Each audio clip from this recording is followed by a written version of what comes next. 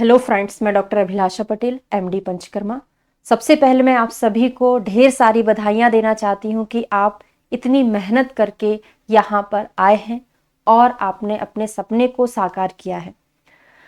सबसे पहले क्या है कि हम जैसे ही एमडी में आते हैं, हमको बहुत ज़्यादा टेंशन होने लगती है कि हमने एमडी तो पा ली है, लेकिन अब हमको इसमें आगे करना क्या है। हाँ, सबसे बड़ा क्वेश्चन हमारे दिमाग में यही रहता है। तो आपको बता दूं, यहाँ पे जो मैं डिस्कस करने वाली हूँ, बहुत सिंपल शब्दों में आपके साथ बात करने वाली हूँ। बहुत ज़्यादा क्लिष्ट जो कि आपको समझ में ना आए, ऐसा कोई भी बात हम नहीं करेंगे। और आप सभी इतना पढ़ के आए हैं तो सभी को उस बारे में नॉलेज होगा। तो मैं यहाँ पे अपना एक्सपीरियंस भी शेयर करूंगी आपके साथ में। मैंने पंचकर्मा से एमडी किया है, तो किन किन चीज़ों का हमको सामना करना पड़ता है वो सारी चीज़ें बेसिक हम लेके चलेंगे। वैसे हमारा आज का टॉपिक है how to select our thesis topic. अपने थीसिस टॉपिक को हम कैसे सेलेक्ट करें, ये हमारा मेन टॉपिक है आज का। शुरुआत से बात करते हैं। जैसे ही आप फर्स्ट ईयर में हैं, एमडी फर्स्ट ईयर में पहला दिन आपका है ना, वहां पे बहुत सारी चीजें आप सुनते हैं तो आपको सुनकर टेंशन होने लगती है कि यहाँ पर रिसर्च करना है, हमको थीसिस लिखना है। इन सारी टेंशन में जो चीज आपको एक्चुअल में करना चाहिए आप वो नहीं कर पाते हैं। क्या रहता है, जैसे अभी तो फोर्थ ईयर में रिसर्च स्टार्ट आ चुका है ना, तो आप पढ़े हुए रहते हैं तो एमडी फर्स्ट ईयर में आसानी से हो जाता है। पहले टेंशन ही रहता है। अभी भी ऐसा है, ऐसा नहीं कि रिसर्च स्टार्ट आ गया तो आप वहां पे पढ़ लिए तो यहाँ पे भी हो जाएगा, क्योंकि यहाँ पे आपको बहुत अच्छे से लिखना पड़ता है। तो सबसे पहली टेंशन क्या होती है, जैसे ही हम कॉलेज में आते हैं कि हमको रिसर्च स्टार्ट में पास होना है, उसके लिए पढ़ना पड़ेगा। ऐसा सोचते सोचते 5-6 महीने निकल जाते हैं और आप जो चीज करने आए हैं वो आप नहीं कर पाते हैं। ठीक है, तो पास होने की टेंशन बिल्कुल भी नहीं लेना है। वो लास्ट के 2 महीने हैं जिसमें पढ़ के आप पास हो जाएंगे, लेकिन हमको एक्चुअल में जो करना है उस पर आपको फोकस करना पड़ेगा। तो सबसे पहले क्या है कि 2-3 महीने हमारे ऐसे ही निकल जाते हैं, हमको पता नहीं चलता है कि किस तरीके से हमको टॉपिक सेलेक्ट करना है। 5-6 महीने हुए, आपका सिनोसिस में निकल गया, फिर 1-2 महीने हुए, आपके एग्जाम आ जाते हैं, फिर आप एग्जाम की तैयारी करने लगते हैं। ठीक है, तो क्यों ना जो हम 4-5 महीने में करने वाले हैं उस पर हम पहले दिन से वर्क करें। ये पहले दिन से वर्क कब होता है, जब आपको उसके बारे में नॉलेज हो कि हमको आगे जाके करना क्या है। तो इसी के लिए हमने ये बैच शुरू किया है। फ्री गाइडेंस है ना, एक बैच बना देंगे उस पे ऐप पर मिनिमम 10-20 रुपए का, ताकि आप फ्री में, मतलब वहां पे एनरोल नहीं होता तो आप वहां पे जाके उसको ज्वाइन करें, है ना। आपको प्रॉपर गाइडेंस दिया जाएगा कि आपको अब करना क्या है आगे जाके, है ना। अभी हमारा टॉपिक है कि कैसे हम थीसिस टॉपिक को सेलेक्ट करें, सिनॉप्सिस कैसे बनाना है उसका प्रॉपर गाइडेंस आपको मिलेगा। फिर रिसर्च कैसे करना है, पायलट स्टडी कैसे करना है, पेपर कैसे पब्लिश करना है, क्यों ये जरूरी होता है ना। ये सारे पॉइंट को हम आज के लेक्चर में कवर करने वाले हैं। ठीक है, डिस्कशन कैसे करेंगे आप, थीसिस का रिजल्ट कैसे निकालेंगे, उन सारी चीजों को मैं आपको प्रॉपर गाइडेंस दूंगी ताकि आप उसके हिसाब से प्रॉपरली तरीके से कर पाए। और जो चीजें हमको नहीं समझ में आ पाती कि हमको ये करना चाहिए था, हम एमडी करके निकल जाते, तब हमको पता चलता है कि हमको बहुत सारे रिसर्च पेपर पब्लिश करना चाहिए, क्योंकि आगे जाके हमको बहुत काम पड़ने वाले होते हैं। ठीक है, तो चलिए हम एक एक पॉइंट पर बहुत अच्छे से डिस्कस करने वाले, एकदम बेसिक तरीके से जो आपको जनरली प्रॉब्लम होती है उन सारी चीजों को लेके चलेंगे। ठीक है, तो देखिए, पहला तो आपको जब टॉपिक, हाँ एक और चीज मैं बता दूं, जैसे ही आप एमडी में आते हैं आप बहुत टेंशन में भरे हुए रहते हैं, तो जो चीज आप करना चाहते वो हो ही नहीं पाता। तो सबसे पहले एग्जाम की टेंशन को छोड़ना है, हमको अपना पूरा फोकस रिसर्च पर देना है। ठीक है, और अब ऐसा बिल्कुल भी नहीं सोचना कि मुझे तो पंचकर्मा से करना था, मुझे तो गायनी से करना था, मुझे वो नहीं मिला, मेरा इंटरेस्ट का सब्जेक्ट मुझे नहीं मिला, तो आप प्रॉपर ध्यान ना दें, ऐसा बिल्कुल भी दिमाग से निकाल दें। क्यों? क्योंकि हर एक सब्जेक्ट में एमडी श्रेष्ठ है, अपने आप में श्रेष्ठ है, क्योंकि हर एक का अलग वैल्यू है। Clinical branch, non clinical branch दोनों अलग है, क्योंकि क्लिनिकल ब्रांच में सैचुरेशन बहुत ज्यादा हो गया है, नॉन क्लिनिकल में उतना नहीं है। है ना।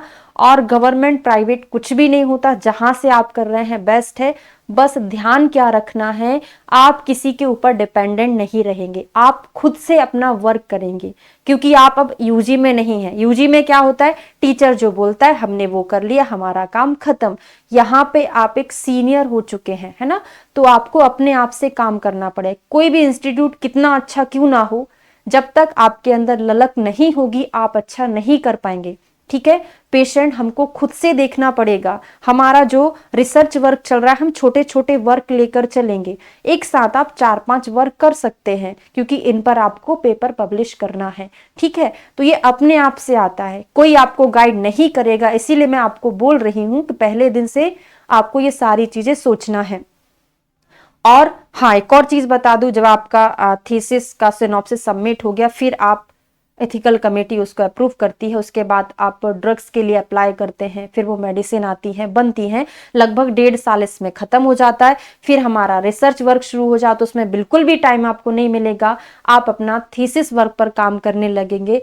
फिर 2.5 साल आते आते आपको थीसिस सबमिट करनी पड़ेगी। तो शुरुआत के जो 1.5 साल है उसमें आप पेपर पब्लिश करिए। ठीक है, तो सबसे पहले हम बात करेंगे न्यू जर्नी हमारी कि थीसिस का टॉपिक कैसे सेलेक्ट करें। सबसे पहला पॉइंट, जो टॉपिक आप सेलेक्ट करने जा रहे हैं वो आपके इंटरेस्ट का होना चाहिए। आपने 5-6 टॉपिक इंटरेस्ट के बनाना है, उनके बारे में सर्च करना है, उसके बाद गाइड के पास ले जाना है। अब वो वहां पे बताएंगे आपको प्रॉपर, आपको अपने गाइड एचओडी का भी यहाँ पे सलाह लेना पड़ेगी, है ना, कि वो क्या चाहते हैं, लेकिन आपको अपने इंटरेस्ट का टॉपिक बताना पड़ेगा। तो ये इंटरेस्ट का टॉपिक कैसे मिलेगा, पता चले हमको तो कोविड में बहुत इंटरेस्ट था, जैसे हुआ था ऐसा कि कुछ बच्चों ने ना कोविड टॉपिक ले लिया था उधर 2019 में, 2020 में खत्म ही हो गया, पेशेंट थीसिस कंप्लीट नहीं हो पाई, उनका पूरा रिसर्च कंप्लीट नहीं हुआ, खत्म हो गया। तो इस प्रकार का एपिडेमिक एंडेमिक टाइप के टॉपिक आपको सेलेक्ट नहीं करना। दूसरी बात, टॉपिक इंटरेस्ट का है, और इसमें इंटरेस्ट में होता क्या है कि आपने बहुत अच्छा आपके मन का टॉपिक सेलेक्ट किया, तो आप उसमें मन लगाकर काम करेंगे और काम करने में मजा आएगा। पेशेंट को भी बहुत अच्छे से आप मैनेज कर पाएंगे। पता चले आपको ऐसा टॉपिक दे दिया इसमें आपको इंटरेस्ट ही नहीं है, तो आप उस पर काम प्रॉपर नहीं कर पाएंगे। ठीक है, तो पहला पॉइंट आपका टॉपिक इंटरेस्ट का। अभी मैं बता रही हूँ किस तरीके से सिलेक्ट करना, फिर पूरा बताऊंगी कहाँ कहाँ से क्या क्या पढ़ना है, फिर आपको टॉपिक लेके आना है। बुक का नाम भी बताऊंगी लास्ट में, ध्यान से सुनिएगा। ठीक है, क्योंकि ऐसा गाइडेंस आपको प्रॉपर कहीं नहीं मिलेगा, क्योंकि हम उस चीज से गुजरे हैं, हमको पता है ना, तो आपको प्रॉपर तरीके से मैं गाइड करने वाली हूं, आगे जाके सुनिएगा। ठीक है, तो relevance to field of the study, है ना, आपका जो टॉपिक है आपकी फील्ड से ही रिलेटेड होगा, ऐसा तो कोई टॉपिक लेगा नहीं। फील्ड से रिलेटेड मतलब ये है कि कोई मेडिकल का ही होगा ना। वैसे क्या होता है कि हमने ऐसा टॉपिक ले लिया, जैसे आजकल तो वो भी चूहों पर क्या कुछ इंटरवेंशन देते हैं, है ना, फिर उसका वो निकालते हैं आउटपुट क्या निकला, वो सारी चीजें। लेकिन आपको अपने आयुर्वेदा से रिलेटेड टॉपिक लेना है। ऑब्जर्वेशनल स्टडी में आप ले सकते हैं, लेकिन यहाँ पर आपको अपने आयुर्वेदा से रिलेटेड टॉपिक सेलेक्ट करना चाहिए। ठीक है, नेक्स्ट में हम देते हैं फिजिबिलिटी। इसका मतलब क्या होता है कि व्यवहारिकता टाइप का, कि आपने जो टॉपिक सेलेक्ट किया है उसमें कितना खर्चा होगा। आपने, हो सकता है आपने ऐसा टॉपिक ले लिया इसमें 2-3 लाख का खर्चा है, तो इंस्टीट्यूट इतना ज्यादा फंड आपको प्रोवाइड नहीं करेगा, कुछ आपको भी पे करना पड़ता है। तो आपको इस तरीके का टॉपिक सिलेक्ट करना है जिसमें आपको फंड मिले और आप उसको अफोर्ड कर सकें। ठीक है, तो इस तरीके का टॉपिक सिलेक्ट करना। दूसरा, इसमें समय कितना लगेगा। आपको 2-3-4 महीने की स्टडी नहीं लेना कि एक पेशेंट पे मैं 3 महीने स्टडी करूंगा, पेशेंट भाग जाएगा, फॉलोअप के लिए नहीं आ पाएगा, वहीं पर आपका वायस हो जाएगा, आप फर्जी रिजल्ट भर दोगे। तो समय सीमा भी आपको ध्यान रखना है, कितना उसमें पैसा लगेगा ये भी आपको निश्चित रूप से ध्यान रखना है। और संसाधन, आपके पास जो स्टडी के टूल्स हैं वो अवेलेबल हैं कि नहीं है, उस पर भी आपको ध्यान रखना है ना। आपने एमआरआई करने को बोल दिया पेशेंट को, आपके हॉस्पिटल में होता है कि नहीं होता, ये भी आपको ध्यान रखना पड़ेगा। तो टॉपिक सेलेक्ट करते समय हमको विशेष रूप से क्या ध्यान रखना है, कितना समय लेना चाहिए हमको, ताकि पेशेंट आराम से आपके पास फॉलोअप के लिए आ सके, ज्यादा लंबा समय नहीं होना चाहिए। दूसरा, आप जो मेडिसिन बुलाने वाले हैं, जो खर्चा लगने वाला है वो अफोर्डेबल है कि नहीं है, वो आपको ध्यान रखना। तीसरा, आप जो इन्वेस्टिगेशन उसमें कराएंगे वो आपके पास मशीनें हॉस्पिटल में अवेलेबल है कि नहीं है, वो सारी चीजों को आपको व्यावहारिक रूप से ध्यान रखना पड़ेगा। ठीक है, तभी आपकी रिसर्च प्रॉब्लम सॉल्व होगी। क्योंकि आपने तो अच्छा बढ़िया सा सिलेक्ट कर लिया, सिनॉप्सिस आपके एथिकल कमेटी ने पास कर दिया, फिर आपको बाद में प्रॉब्लम हो रही है, अपने जेब से इतना सारा पैसा देना पड़ रहा है, इन्वेस्टिगेशन के लिए हमको बाहर भेजना पड़ रहा है। तो ऐसी चीजों को विशेष रूप से ध्यान रखिएगा। ठीक है, नेक्स्ट पॉइंट पर हम चर्चा करेंगे रिसर्च गैप। ये बहुत इंपॉर्टेंट पॉइंट है। रिसर्च गैप्स क्या होता है? जैसे हमारे सीनियर ने कोई टॉपिक पर रिसर्च किया है ना, जैसे मेरा खुद का ही बता दूं, मैंने हाइपरटेंशन में एक ग्रुप में शिरोधारा दिया था, दूसरे में विरेचन दिया था।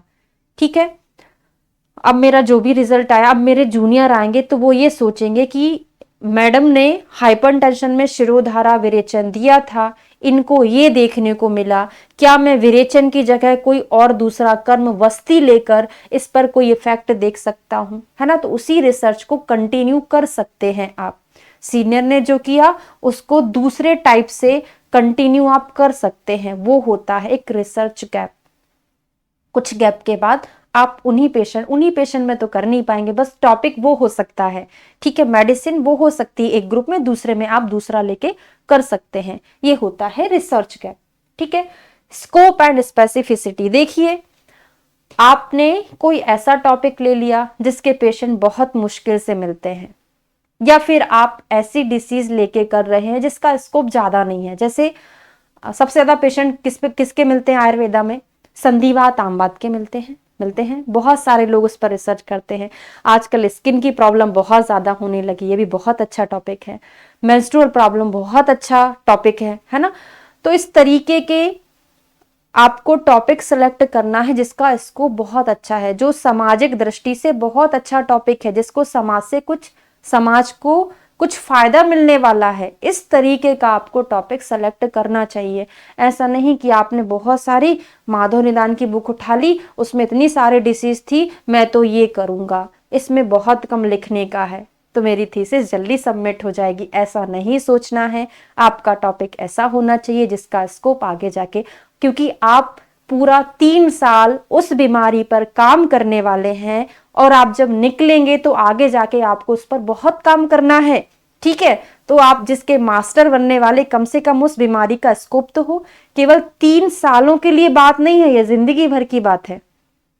तो किसमें मास्टर बनेंगे? जो बीमारी हमको ज्यादा देखने को मिलती है, आगे जाके आप अपना क्लिनिक पे वही पेशेंट देखेंगे। ठीक है, नेक्स्ट है एकेडमिक एंड कैरियर गोल्स, जो कि मैंने अभी डिस्कस कर लिया आपके साथ में। कैरियर गोल्स होना चाहिए और एकेडमिक भी होना चाहिए। ठीक है, नेक्स्ट पॉइंट पर बात करेंगे अवेलेबिलिटी ऑफ रिसोर्सेस। हाँ, ये भी जैसे बता दूं मैं अपने टॉपिक के ऊपर ही, हाइपरटेंशन मेरा टॉपिक था जिसका आयुर्वेदा में से कोई वर्णन नहीं मिलता है। मुझे बहुत परेशानी हुई थी जब मैंने थीसिस लिखी थी, उसमें मुझे कहीं भी हाइपरटेंशन नाम से, उच्च रक्तचाप नाम से किसी भी आचार्य ने वर्णन नहीं किया, बस उन्होंने रक्तगतवात, रक्तावृतवात के रूप में वर्णन किया है। तो इस तरीके का टॉपिक आप, ये तो हाइपरटेंशन बहुत अच्छा टॉपिक था, सॉरी एक मिनट।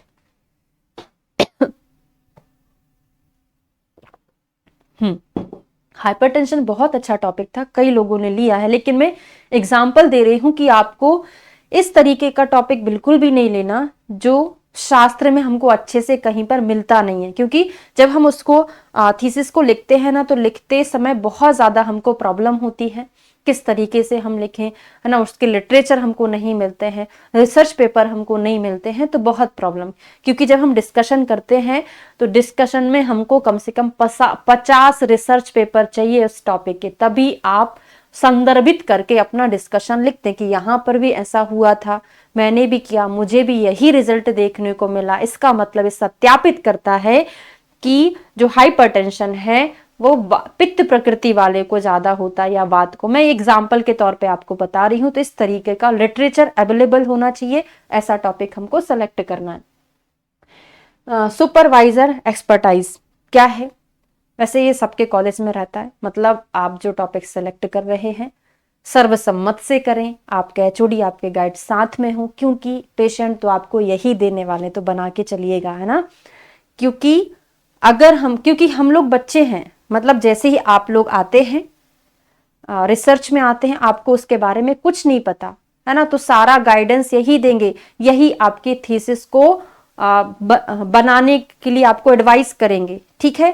तो इनकी गाइडेंस आपके पास होना चाहिए। आप कोई भी वर्क कर रहे हैं, भ्रमण करा रहे हैं, विरेचन करा रहे हैं, ठीक है, तो उसमें आपका प्रॉपर आपको गाइडेंस होना चाहिए, तभी आप उसको कर सकते हैं। तो ये विशेष रूप से आपको ध्यान रखना है। नेक्स्ट पर बात करेंगे इथिकल कंसिडरेशन, क्या होता है ये? सॉरी, आपने टॉपिक तो सिलेक्ट कर लिया, लेकिन वो इथिकली, क्योंकि जो इथिकल कमेटी आती है वही आपके सिनॉप्सिस को अप्रूवल देती है, तो आपको इन सारी चीजों का ध्यान रखना है कि मैं जो एज लिमिट सिलेक्ट कर रहा हूं वो पर्याप्त है, मतलब इसमें कोई क्या नहीं हो सकता है, कोई भी उपद्रव ना हो, कॉम्प्लिकेशन ना हो, इस तरीके का एज लिमिट आपको सेलेक्ट करना है। बहुत छोटे बच्चे भी नहीं, जैसे वमन विरेचन के लिए आप ले रहे हैं तो 20 से ऊपर ही लेना है ना, इधर 50 से कम को लेना, मतलब मैं नॉर्मली आपको बता रही हूँ, क्योंकि आप 50, 60, 70 वाले को लेंगे तो कॉम्प्लिकेशन होने के चांसेस, तो हमको सेफ साइड लेके चलना है, क्योंकि इथिकल कमेटी भी यही बोलती है। जैसे मैंने अपनी थीसिस में वैसे मेरा हाइपरटेंशन था तो 16 से तो लेना नहीं चाहिए था, लेकिन फिर भी किसी किसी को होता भी प्राइमरी हाइपरटेंशन, है ना, 12-15 साल से भी देखने को मिलने लग गया है, तो मैंने 16 से लेके 60 साल तक लिया था, तो उन्होंने मेरा 20 से 50 करा दिया था, है ना। तो आपको इस रेंज को भी देखना पड़ेगा कि आप जो कर्म कराने वाले हैं या जो भी नॉन, जिसको भी, है ना, अब मैं बार बार वही वमन विरेचन इसलिए निकल रहा है क्योंकि मेरा एमडी इसी में है, इसीलिए, है ना, आप अपने हिसाब से सोच लीजिएगा कि आपको किस तरीके से करा। और आप एनिमल पर ले रहे हैं तो एनिमल को उसमें कोई हानिकारक प्रभाव ना हो, कॉम्प्लिकेशन ना हो, इस चीज का आपको विशेष रूप से ध्यान रखना चाहिए, ठीक है। इसको हम इथिकल कंसिडरेशन में काउंट करेंगे। ओरिजिनलिटी वही है कि आप जो कर रहे हैं वो सही से करें, क्योंकि फर्जी चीजें आपको नहीं करना है। ये सारी चीजों का विशेष ध्यान रखें। और ये कैसे होगा? जब आप ऐसा टॉपिक लेंगे जिसके पेशेंट सच में आपके यहाँ पर आते हैं, है ना, उन पर आप वर्क करेंगे तो वो ओरिजिनल वर्क ही हमारा होगा। नेक्स्ट टॉपिक पर बात करेंगे सोशल, इकोनॉमिक और टेक्नोलॉजिकल रिलेवेंस। ये मैंने आपसे वैसे बात कर ली कि आप जो टॉपिक सेलेक्ट कर रहे हैं वो सोशली, सामाजिक रूप से कितना अच्छा है, समाज को उससे क्या फायदा मिलने वाला है। इकोनॉमिकली आप जो टॉपिक सेलेक्ट किए हैं उसमें कितना खर्चा आ रहा है, इस पर भी आपको ध्यान देना पड़ेगा, ठीक है। और टेक्नोलॉजिकली रिलेवेंस होना चाहिए कुल मिला के। लिटरेचर अवेलेबिलिटी, जो भी मैंने आपसे बात कर ली कि आप जो टॉपिक सेलेक्ट किए हैं उसका लिटरेचर अवेलेबल होना चाहिए, कहाँ पर, संहिताओं में होना चाहिए, रिसर्च पेपर के रूप में होना चाहिए। तो ये सारी चीजें तो हमने आज बात क्या करी, how to select our thesis topic, कैसे आपको अपना टॉपिक सेलेक्ट करना है, इन सब चीजों के बारे में आपको विशेष रूप से ध्यान रखना है। अगले लेक्चर में आपको बात करूंगी, अभी तो मैंने क्या बोला, किन किन चीजों का या क्या क्या हमको सावधानी रखना है। अगली क्लास में आपके साथ क्या बात करने वाली हूं कि किस तरीके से आप सेलेक्ट करें, क्या कौन सी बुक में आपको देखना है ना, कि कहां पर क्या रिसर्च हुई, उसमें आपको कैसे जैसे टॉपिक वही है, आपने मेडिसिन दूसरी रख दी उसमें, तो इस तरीके से मैं पूरा आपको स्कैन करके यहां पर दिखाने वाली हूं किस तरीके से आप अपना टॉपिक बना सकते हैं। अगर आपको मेरा समझाना अच्छा लग रहा है तो एक बार प्लीज बता दीजिएगा, मैं इस टॉपिक को फिर आगे जाके कंटिन्यू करूंगी। Thank you so much.